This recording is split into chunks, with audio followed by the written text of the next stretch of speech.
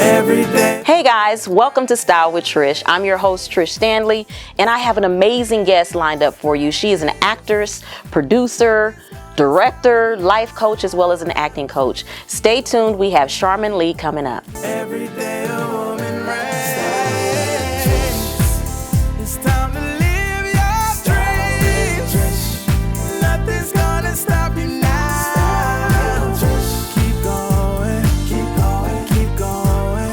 Every day a woman raised.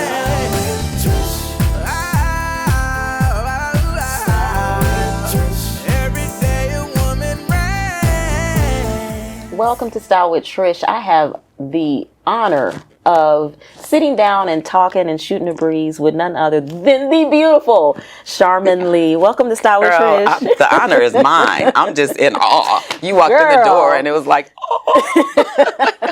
And it's like we color coordinated. I Great mean, all minds, of that. girl. I'm down to the nude lips and the hair. And I'm like, this is my sister. Hello, sister. You know we be having them family secrets Come now. on now. Okay. Come on now. Okay, that ain't this That ain't episode. this. Okay. But I want to thank you for coming and hanging out with me. If you don't know who she is, if you've been under a rock somewhere, if you are an avid girlfriend watcher, as I am, and you just got me into Doom Patrol, which I'm mad at you for, because now it's another series I'm locked into. But she is an actress, entrepreneur. You're a teacher, I don't say coach, as well. But introduce yourself to those who've been under a rock for the last. Right. I will say this. If you are not familiar with my work, if you went to BET Plus and you pulled up, what's the name of that Christmas movie I did, Indy? Blackjack Christmas. Yes, I have it on here. It'll at least give you the range of what I can do and what I've been able to learn and bring to the table over these 30 years. And so much so, now I'm going to say this, y'all, I'm not really good at tooting my own horn, but this is kind of a biggie. I am being considered for an Emmy nomination for that particular movie. Yes. So, yeah. Congratulations. Danke. How does that feel? Because you say you've been in the industry and you have been in the industry for 30 years, and to finally get that acknowledgement. Because I know some people go their entire career with not even a nod. Exactly. So how does that feel for you? If I'm being really honest, the biggest accolade was being asked to lead a movie. And Victoria Raoul, who wrote it, directed it, produced it, and is a dear sister friend of mine and business partner. Sorry, did I hit the mic? Okay. She called me, and it was soon after my dad had passed. Okay. And she didn't know. And she was just like, listen, honey, I have to talk to you about something. I would love for you to lead my movie. But here's the thing. Your character is on every page of the script. Wow. I said, you have no idea what a blessing that is. How much I would love that wonderful distraction. And almost even a gift that I feel like I was able to give to my father, right? Yeah. It was a very emotional movie. It's actually about a woman who has a gambling addiction. So it ain't no, happy, happy, joy Christmas movie. It's really, doesn't even have to be a Christmas movie, if you know what I mean. And so, yeah, I was able to really heal, and it was therapeutic because, I was letting a lot of stuff out that I was able to. And I guess that was award worthy, or at least considered to be. So, yeah, that's who I am. And it pulled a part of you naturally into that character, I'm sure. Yeah. And so what better tribute to give to your dad than to get an Emmy nod? That is awesome. So, yeah, we'll see. So we was talking off camera, and you real. I love your realness. And we were talking about the journey. And there has been a journey for the last, what would you say, 20 years or less? 10, 15 years. Which one? Which journey? Where there's been a major shift in acting. Like there from what I can remember, it was always get you a coach and, practice, work out your craft. Where now it kind of seems like it isn't as difficult to get certain, because you're competing not just with other actresses, you're competing with rap artists, you're reality stars. Kind of break that down, that transition. So there was a strike that happened before this one. Right. And it brought on the surge of reality shows. And so they became our television, our TV stars, if you will. And somebody somewhere along the way felt like, oh, well, they're popular, so let's put them over here, because it's about marketing, as you know. And unfortunately, sometimes the art gets lost in that. And so it's money, it's business, it's followers. I literally, now even when I'm casting projects that I'm directing, the producers are saying, pull up their social, though. How many followers do they have? Beyond the talent. Sometimes there have been people that were more talented than somebody with more followers. And they went with the followers. Can you tell I'm not into that? Now, feel you. If they're talented, because there are people who are naturally gifted and can come in and kill it, and I'm like, happy, happy, joy, joy. But then there are people who have earned it and they've worked for it and they're great at it. Right. And they're looked over because they don't have enough followers. So that's a thing. Yeah. And it's a real thing. Yeah. Which is why I say, too, because sometimes actors are like, I don't really like to post. I don't want to be, and mostly mature actors. We have to. Yeah, you have to. We have to. It's becoming a part of the decision making. And I've heard that and I've seen that in the music industry. And so it's funny to hear how it's spilled over into your particular industry as well. And I think that the coaching, because that's part of what you do, it's on your long list of things that you do, is coaching. What is your take on that? Because as I was sharing before, now I will admit to this, there are some people who are not official actors and actresses that are getting roles in different shows and television. And it seems like they're carrying that same character in each different film and TV series or show that they may. Why is it important to have a coach, whether you tripped into that industry or if that's something you're aspiring to do? It's important, because it shows that you have respect for the craft. Yeah. It's a craft. It is something that is studied. And to just think that you can jump into it, it's like me, going into the hospital and like, you know what, I'm going to do surgery today. Come on now. And then you might be like, oh, come on, that's dramatic. But no, we work just as hard, put in just as many hours, sweat, tears. And there's no other profession where you get rejected more. Right? Every time we get a new job, we have to interview again and again. Most people go interview one time and they can retire in that position. That's true. So that alone is something, and the coaching and the community that you get if you take a class is also about support for those times, for that. You need to get back up. You need to be reminded in your class, or you need to find out why you're not booking. Oh, that's a good point. Yeah. If that's the case. But now let's get back to the people who get the jobs and haven't studied. I do have a decent celebrity client list. I do privates now only. Classes are important. Learn it however you got to learn it. Go to YouTube. For me, classes became too much of I feel like everybody needs something different. Okay. I also kind of merge my life coaching with that too. Oh, okay. So I'd rather get to, pull the real stuff out so that you can put real stuff on camera. Right? You can't just know that. Learn that. You know what I mean? So if your goal is to be realistic and to really come and join the party and be a committed actor and get different roles and play different characters, then get a coach. Yeah. Or go to a class. Now, the reason a lot of them don't, and I'm going to say this, and I know we got to go to a break here, is ego. Wow. It's ego. And I'm going to say this, and God bless you if you feel some kind of a way about it.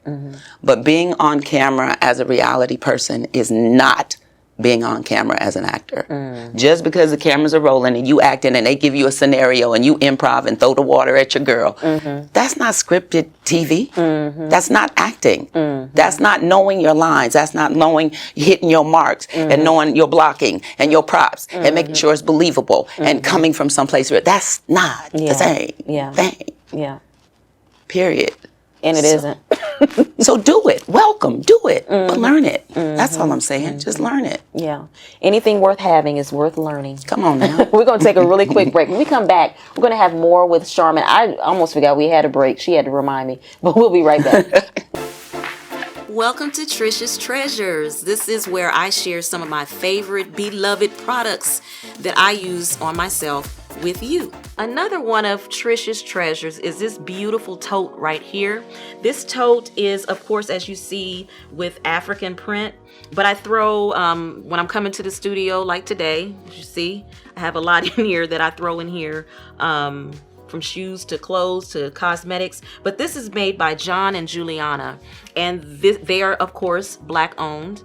They have different types of totes. She has skirts that she designs. She actually has a piece coming up at my next photo shoot that I will be sporting of hers. But Eden is an amazing woman and talent. I've been working with her since 2017, 2016, somewhere around there. And so she's very a great person and a wonderful creative. So make sure you go check her out. This is John and Juliana. They are on social media, and it is Black owned as well as a Trish treasure.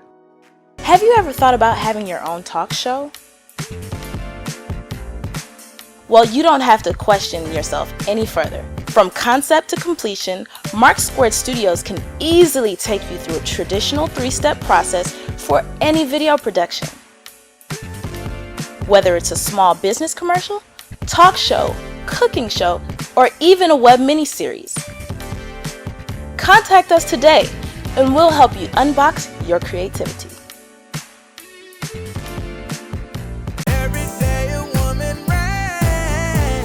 Welcome back to Style with Trish. We're returning and continuing our conversation with Charmin Lee. And you have such an interesting just story journey, period.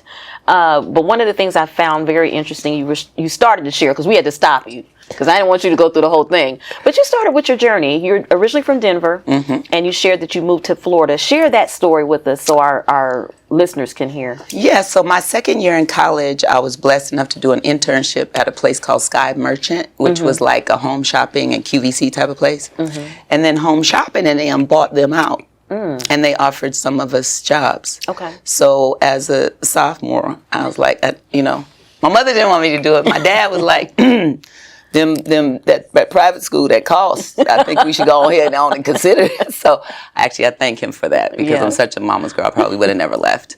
So I went to Florida. I was doing Home Shopping Network shopping. Now, what did you do there? I was a host. Oh, okay. Yeah, usually between midnight and 6 in the morning, anywhere in there, Okay. And so, that was actually interesting and fun, but I started acting while I was there as well. Okay. And they felt it was 6 nights a week at Home Shopping. And they felt like it was a conflict of interest, and they made me choose. Really? And so I left. Wow. Yes. And then I started doing some radio, blah, blah, blah. Then I I came out to Atlanta to do an audition for In the Heat of the Night. And I really, really liked it. And while I was here, I was like, let me go ahead and just give out some tapes at a couple radio stations and see what happens. Before I got back, I had 2 of the 3 offers, right? So I thought that meant I was supposed to be here.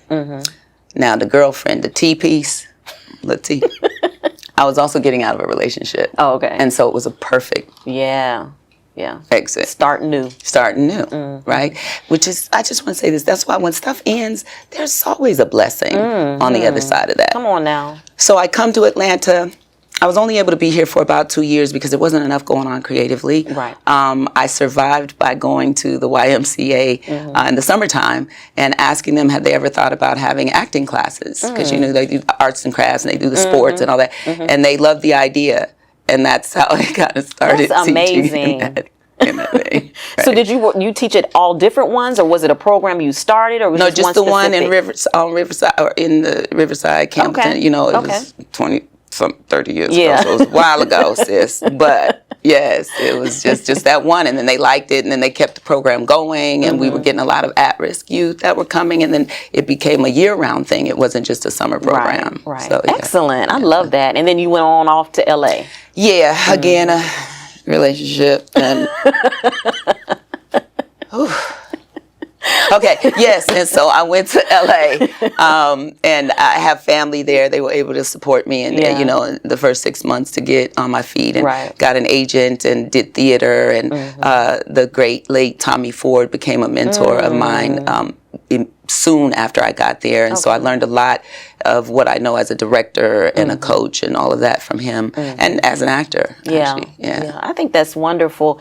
You just touched on In the Heat of the Night, but you have an extensive history on TV as well as film, and we're going to get into your directing here in a second.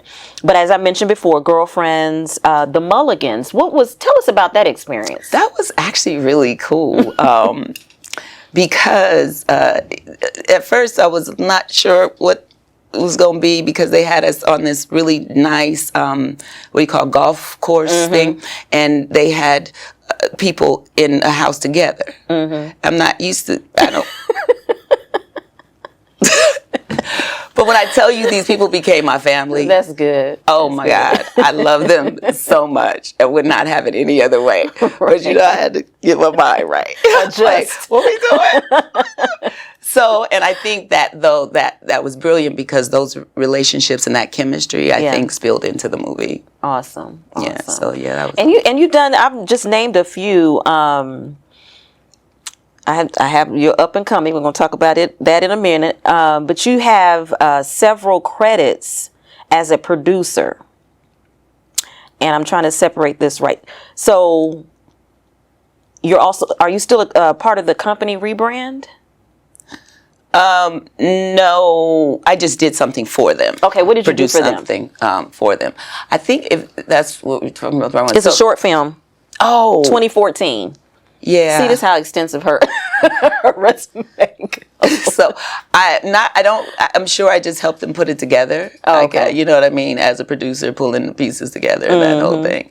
And so what has that been like working, because you've been on all different types of sets. You've been on the big glam sets, you've been on the midway sets, but you've also been on short films and independent. Not that you have to have a favorite. Is there a preferred over the others that you prefer? I mean, there's nothing wrong with preferring the big screen, but then I've found that some people prefer, or they enjoy documentaries or short films or low budget. I love anything that allows me to genuinely be creative.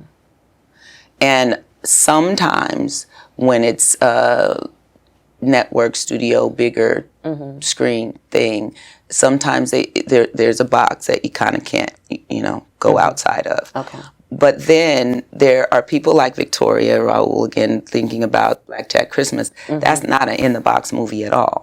She produced it on her own, funded it on her own. It was not a BET project, but then she sold it to BET. Oh, okay. So you can do the independent and then get it to but if you're asking me like what I prefer, I prefer to do it like that, because she let me go, she let me play, and sometimes and you get the freedom of that. Yes. So you have the freedom at first, and then they pick that freedom, so you don't have to adjust who you are. See, I don't know that industry like that, so I didn't know that you could do independent film and then sell it. And then to one of the major, I didn't know that. I didn't realize that. So you're in that particular, let's talk about that. We're going to stay there, and then we'll talk about your directing here in a second. So this is a film, break it down for us, because we know, but it's a film where you're the lead. Yes. The lovely Victoria asked me to lead her movie. Number one on the call sheet is a thing now. It's kind of like being the captain of your team, right? There's the coach, and then there's the captain. So my preparedness, my attitude, my energy, all of it spills into my cast, because I'm working with everybody. Right. And I was really honored to have that responsibility. I did not take it lightly. So, yeah, we got in there, we did it. It's about a woman with gambling addiction. I had to tap into some things coming from a family with multiple addictions and 2 brothers that I've lost as a result of that. So I had to find that, and the woman, without giving the story away, she took on the gambling addiction because she lost her husband, and that was her friend, and that was sort of like the replacement, right? And it took her some time to realize that, and as she begins to jeopardize all of her relationships that mean anything to her, she has to face it. And that's where I think a lot of people will see themselves in it. We had an all-male crew, and there were so many scenes where they were like, "Yo, you got me, sis." That kind of thing. And they would say, like, I heard that they're talking behind the scenes, and they're like, "Yo, she's been through some things." Yeah.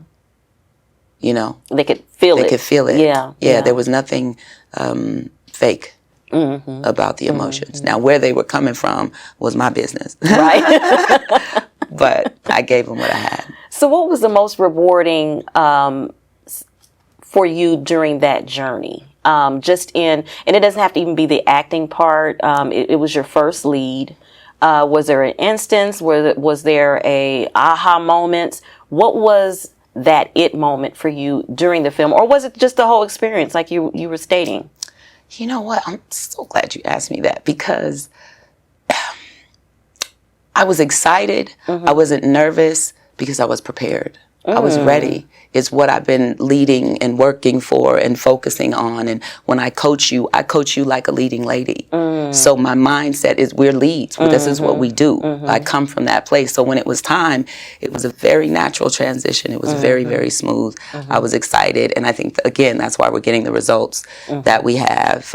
It was the #2 Christmas movie for, BET and all that sort of stuff, which is great, Right. But beyond the accolades, we really got a chance to, I hope, have people look at family and addiction and support and understanding and the difference between enabling and supporting, and just I hope people take something from it. Yeah, and that was so deep what you just said, knowing the difference between enabling and supporting. Because most of the time we're enabling when we think we're supporting, and we're doing more damage as an enabling. So I love that. Yes, girl. I love that. Cannot wait to see that. But we're going to take another really quick break. And we come back, I want to talk about directing, and I also want to talk to you about your journey as a Black woman in the industry and being in the industry over 30 years. And has that changed? Has it not changed? Are we needing more change? But we're going to talk about that when we come back. We'll be back with Charmin Lee. Hi guys, it's Dr. Cassandra Parks Evans, affectionately known as Dr. San, and this is your segment of Let's Learn Love. So what we're speaking about today is being open. And what does that mean? That means open communication with your partner, open communication with your family.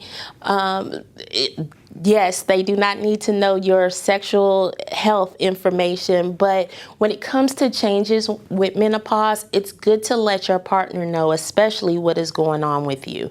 If you're having any mental issues, mental concerns, such as, fogginess may happen, thoughts that just seem like that are not you, then you want to make sure that you tell somebody and make sure that you are getting help for that.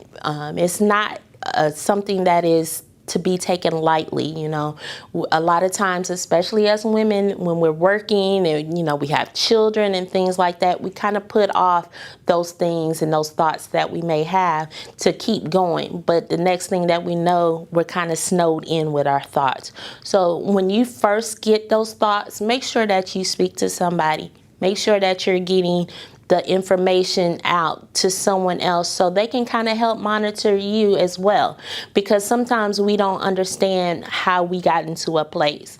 But if we let people know what our thoughts are and how we're feeling, open communication is always good for that. Something else that your partner may need to know is, how you're feeling sexually. If something hurts, if something is not moving right the way that you want it to, or something that is not enhanced for you, you want to make sure that your partner knows that as well, because maybe it's something that they can do on their end to help enhance your pleasure as well. Make sure that you're being open-minded when it comes to that too. And with your open mind, that means that you're communicating that to your partner, whether it's trying new things, having new things, or even buying new things to help the experience. So again, make sure that you're having open and honest communication with those around you so you can have the best experience that you can. Tell me what you think about that.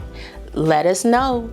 Comment, call, text, email, any kind of way to get us on social media. We'll be looking forward to talking to you. Until then, this is Dr. Sand, and this has been your segment for Let's Learn Love Today.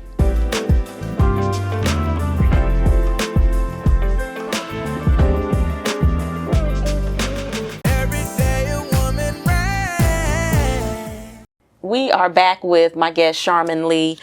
Before the break, we were kind of touching on some of the projects that you worked on, but there's one specific project that you're working on for Breast Cancer Month, which I think is so important. Share that project, if you would. So the name of the movie is called God's Grace, the Sheila Johnson story. And it's about a real breast cancer survivor. This woman was told she would have 3 to 5 years to live. And now she's on year 14. Fun fact, her mother actually passed 5 years before from the same thing. Wow. So automatically the thought is, my life will be the same. Right. So the biggest message that I want people to take away from this is that stage 4 does not have to be a death sentence. Yes. She found out when she was in stage 4. She comes from a military background, so she had some of the, some decent health care, but it took a while for them to understand that she wanted her breast removed because she felt like her breast betrayed her. Right. And they wouldn't do it because it had spread to her ribs and her lungs. And so they were like, it doesn't matter, it's already spread. So she finally got a doctor who heard her, took care of it, but also introduced her to trials. Black women are number 1 in terms of death for breast cancer. We go back to, remember Miss Evers' boys and the whole syphilis thing. And, we ain't gonna let them test on us. Tuskegee Airmen. Tuskegee experiment. Yes, exactly. But the thing you gotta remember is that white people go into these trials. Black women are the most underserved in these trials. Right. They're not even talking to us about it. So we have to learn to be our own advocates and ask about them. But that is what has this woman still here 14 years later after finding out about what she thought was a death sentence because it happened to her mother. Wow. And that's good because we're so cliche as a community, but part of it is legit. It's real. It is legit. It's legit. But it's good to see an example of someone who looks like us, sounds like us, walks like us, who has offered up and volunteered herself and her condition to that and is a success story. Yes. We need to see that. And she travels all over the world, not just the country. Wow. I hit her up a few weeks ago. She was in Germany.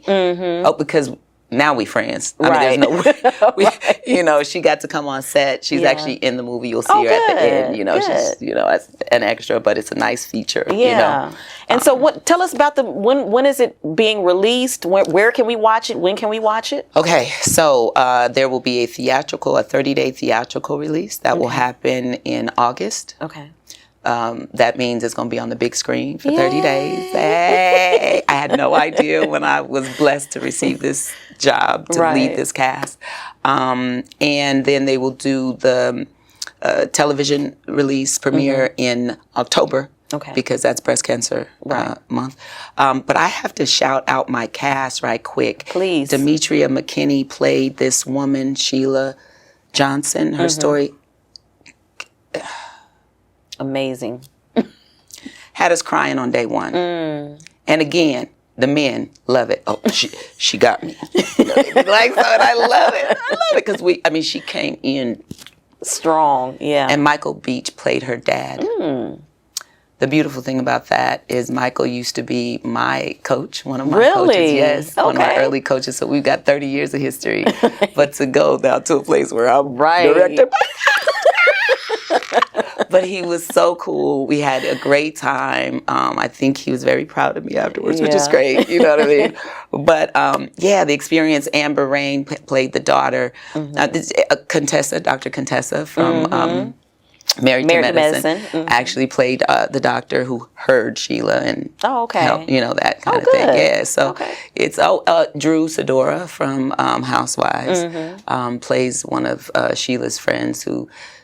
So women are getting diagnosed younger and younger and younger. Yes. And she represented that character who actually died at 34. And that's a real story. Okay. She had irregular discharge, and the doctors didn't take it seriously until it was stage 4. Wow.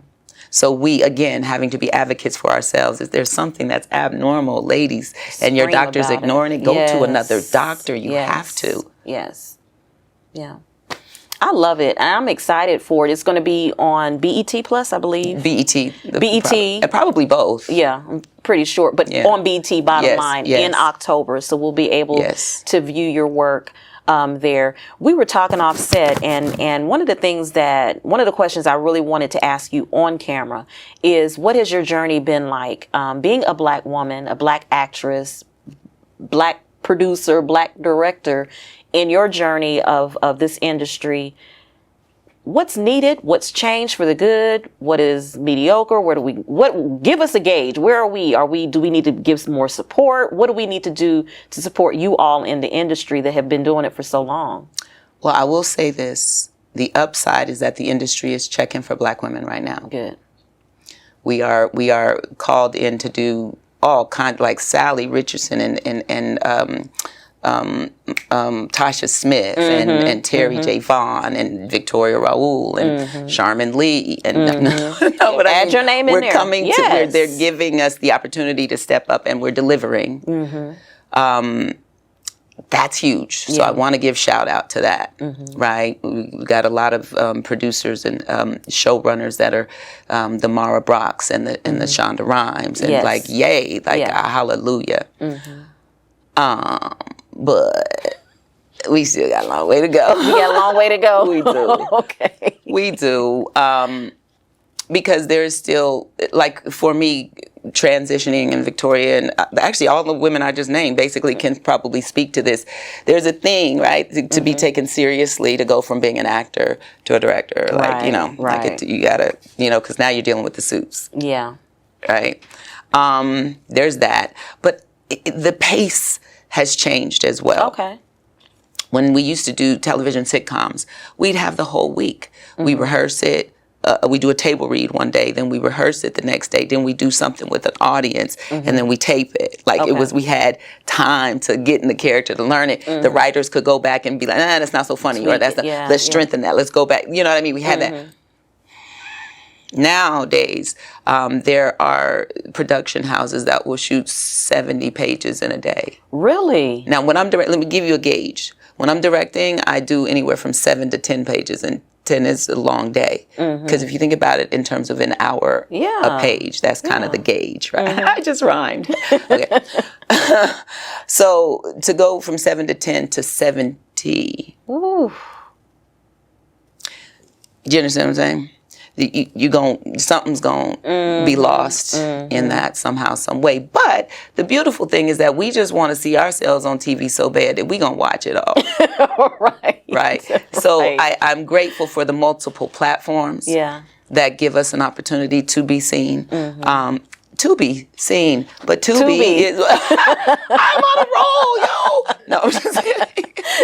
But that, Tubi, All Black, BET, Bounce, there, we have those own. We got places where we do get to go and see ourselves. Now, are the budgets where they should be, like the HBOs and the Stars and no, it's not going to be. No. And then so you got to kind of go, well, their quality is different because their budget is better smaller. too. Different, slow. You know what I mean? So there's all of that to consider. So when I say we've got a long way to go, we're the biggest consumers, and we get the least money to make the least amount of money to make our stuff. At the same time, I'm a believer if we do support, even as we're growing, because we know we're growing. Tubi is growing. Freezy is growing. Freezy, all of them are growing. Yeah. But what I love to see, what I see mostly on social media, is people are still watching the shows and they're posting, "Hey, y'all, go to Tubi and check this out." Now you're gonna get Tubi quality, right? But the story is really good. So hopefully, us supporting and watching will be able to raise those. And Tubi numbers. is coming up because of what you're saying right there, and their selection process is getting a little more streamlined. I've seen a couple of things on Tubi that I actually enjoyed. And the bottom line is congratulations to the people who wrote it, shot it, finished it, and got it distributed. Congratulations, regardless of the quality. You did it. I'm working on mine. What you working on? Your what? And it's the journey of just doing the homework. I'm a believer in doing my homework first before submitting anything, and it's just a lot. It's a lot, but I love how you say the need to have the coaching and because I want to go in. I don't expect to know everything, but I want to know, and I want to have a team that knows is up on as much as they can be. I believe in putting my best foot forward. So, but off of me. No, but I'm with you on that. And that team thing is real. Yeah, it really is. I don't want to do it all by myself. No. It's way more fun. Yeah, it is. If you have the right team. Right. Yeah. And it allows you to be you. Yes. And still get done what needs to get done. So, I agree. I agree with that. I have a great team. That goes along. Yes, you do. Shout out. But before we go off, I want you to really speak into women. And it could be in your specific industry, but how do we keep going? You've been able to manage, run, rule your 30 years in this particular industry, and you've done it staying beautiful, vibrant, what's the word I'm looking for? Where you're relevant. That's the word. You're still relevant. And still creating paths and ways for other people. Encourage that woman, no matter what industry she's in, to just stay the course. It's been 30 years, you're getting an Emmy nod. Some don't even get that. How do we stay those 30 years in order to have that opportunity to get that type nod? Because you stay those 30 years by loving the craft, by staying connected to the love of the craft. When you go into it for the fame or the fortune, that's when you run into hiccups. That's when you, start making decisions that might not be the best for you. I personally, you don't have to follow my formula, but you're asking me, I don't do actors. I try very hard to keep my work life and my set life separate. Never done the whole Hollywood parties where they snorting and doing what they doing. That's, now I'm okay with being 420 friendly. Okay. But just that whole vibe and atmosphere, and I never wanted to go to those parties until or unless I was relevant. I didn't want to be there as a groupie asking for help. I want to be there and be a part of the conversation. And when you ask me what I'm doing, and I'm like, so my project is coming out in October on BET. I'm in the game. Right. And so it's about respecting yourself, setting goals for yourself, and that whole thing about, virtuosity not being relevant. Are you kidding me? We have to remember and get back to the fact that our power is in our femininity. There's nothing that says being a leader means being a bitch. Oh, can I say that? Yes, you can. Okay. Nothing. You can be warm and nurturing and caring and still be the boss. That's right. So that is what I would like for women to take away. And the beautiful thing about those of us in the industry, as we were just saying, is there's so many platforms. So don't whine about it. Be about it. Go create. Amen. Go create. That's what I'm taking away from this conversation. Don't worry about it. Go create. Mm-hmm. Thank you so much for hanging out with me. You know our journey has just begun now. Yes, brunch. Yes, absolutely. But I want to thank you so much, and thank you guys for hanging out with us. This is none other than Charmin Lee. Make sure you go check out her past projects. This is going to be the assignment. Go and do your research and find her on Girlfriends, find her on The Mulligans, find her on Doom Patrol. Good girl. I have done that. It got me hooked. But go and check her out and support her. And then she has upcoming projects that we definitely want you to go and check out and support. If not us, who? If not when, why not now? You know, let's support each other and be that form of individualism that supports the whole of the community. We can all come up together. We can all come up together. So thank you, guys. We'll be right back. I'm sorry. I know I went on, but I want all of that to stay. Cut other stuff, but I want that to stay. I want all of that to stay. I love your bracelets and everything. I'm still all up on. I'm often asked the question, why the title Style with Trish? And to answer that question is very simple. For me, style isn't just what's on the outer appearance of a woman. It is what is on the inside, which is actually more important. And so what we want to do and how we want to incorporate that into our show is that we excitedly bring on guests who feed into the building of self-esteem, as far as mental health and improving yourself, self-help. We bring guests on and experts on to actually help us build those areas, increase those areas to make us a better us on the inside. Once we're built healthily on the inside, then we can start rocking out the outer look. Outer look is the easiest part to redo, to fix. The inner is what's the most difficult. So style isn't just what's on the outside. It actually starts with what you possess on the inside. Hey guys, this is Trish Standley. Catch up on season 1 of Style with Trish by going to trishstanley.com. If you are not able to catch the show on YouTube, make sure you go to my website, trishstanley.com, and check out our podcast. Have you ever thought about having your own talk show? Well, you don't have to question yourself any further. From concept to completion, Mark Squared Studios can easily take you through a traditional 3-step process for any video production. Whether it's a small business commercial, talk show, cooking show, or even a web miniseries. Contact us today and we'll help you unbox your creativity.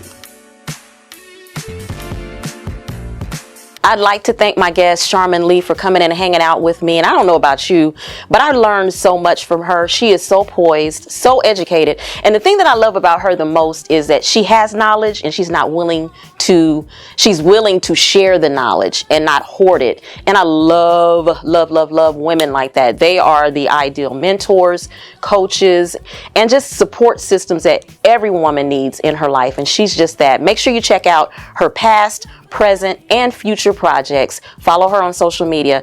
I cannot thank you enough for hanging out with us and sharing this journey on this episode with me. I cannot sign off without my line. Love isn't love unless you give it away. Give some love away today. Thank you guys.